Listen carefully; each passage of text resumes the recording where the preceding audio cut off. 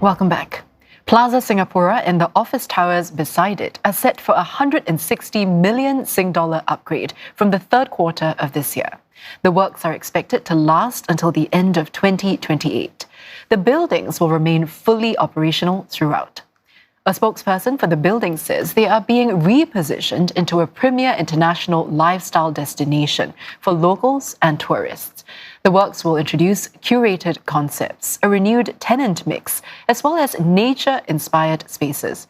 One analyst says this would make the most out of the Urban Redevelopment Authority's master plan to have more greenery in the surrounding area. The state planners have already laid out the grand plans to that. So instead of sticking out like a sore thumb, this is a time, an opportunistic time to basically fit well and go along with the plan. And that's why they have adopted the green feature as their new design as well. Plaza Singapura is no stranger to renewal. It opened its doors more than half a century ago in August 1975 as Singapore's first multi-level shopping mall. It also pioneered the concept of having anchor tenants. Its first makeover was over 2 decades later in 1998 to stay competitive.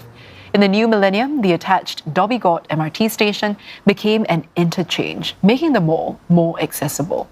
Nearly half its tenants were refreshed, wooing a younger crowd. Its last major upgrade was in 2012, costing some $150 million.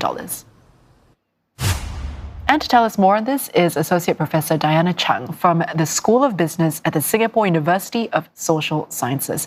Now, Dianna, CapitaLand has also announced this week that it was acquiring Paragon, which is another Orchard Road mall, and that they may also enhance it.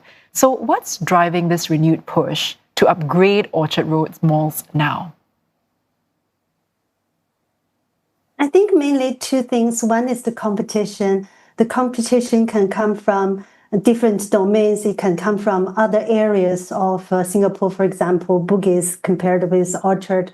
It could be the competition from other malls in the neighborhood Orchard area. Or it could also be, homes, people's home when people spend more time at home rather than going out shopping. And another thing is that this is either you need to revamp, otherwise you may die under the current big mega trend of a lot of malls, even including established malls globally, are actually struggling. So I think being a visionary brand needs to lead the market rather than just follow the market. So to provide something to the consumers that the consumers even haven't thought about it or imagined themselves. Right. Now, these are also the latest in a slew of malls to announce enhancement. With the slower economic growth expected, though, is this a good time to push for redevelopment?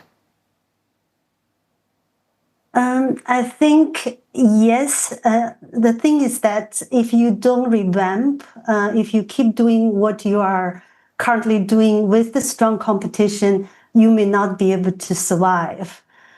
So I think, and also if you have a portfolio of different malls, it could also be a good opportunity to think about how to position them differently so that each of them has their own unique selling points and could also achieve economy of scale from the CapitaLand perspective if they do a few projects all together. Now, Plaza and Singapore... also another thing is that, the economy will turn better one day, right? So when that day comes, you're better prepared. So you can't always imagine that the economy will stay quite challenging forever. Yeah, it's an investment for the future in that sense. Now, Plaza Singapura is known for being very accessible, and this revamp then introduces kind of a park experience to it. How is that going to help Plaza Sing stand out among all the Orchard Road malls? Okay, so I think it's going to be a very big investment, but it's also going to be an opportunity because not every mall has that opportunity to completely change a image. So I think, once again, it's all about creating that unique selling point. Currently, this kind of the indoor kind of park concept is not so readily available for other malls, especially in the Orchard area where the rent is quite expensive. So that creates an opportunity. And the biggest difference, if you think about what's the difference between park and malls, is that we are attracted by parks, the greenery. We want to go there every day and we want to spend more time rather than just transaction based. So I think that's a very appealing concept. Now, greenery aside, from what we've known so far, there's also going to be a focus on all-day dining. We also have upgraded entrances. So what does all this suggest about the tenant mix that they're actually aiming for? And also maybe the demographic they're hoping to attract? I think all this make a lot of sense.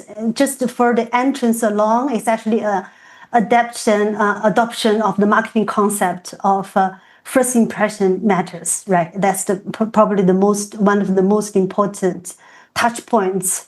And in terms of the tenant mix, I think it is an all-day dining concept as well. So ideally, you don't want consumers to just come on a transaction-based in and out. So you want to keep the consumers longer. And all the strategies should aim at keeping them longer inside the mall when they come, and also to convert more consumers into regulars, where they come not necessarily on a daily basis, but come back quite frequently. And that's where the all-day dining concept is quite attractive. And that's also related to the tenant mix, where you just imagine how you can keep them longer. Well, very quickly before we go, overall, what are some of the trends that you see among shopping malls that will help them differentiate themselves against each other and especially against e-commerce? Again, it's all about creating that unique experiences rather than just shopping, and really to engage customers, not just activities, but encourage them to participate and be extended home for them so that they are willing to spend more time, and arrange all the shoppings and around their life so that they have different things to do. That's kind of the trend. Dianna, thank you so much for your insights. I've been speaking with Associate Professor Dianna Chang there from SUSS.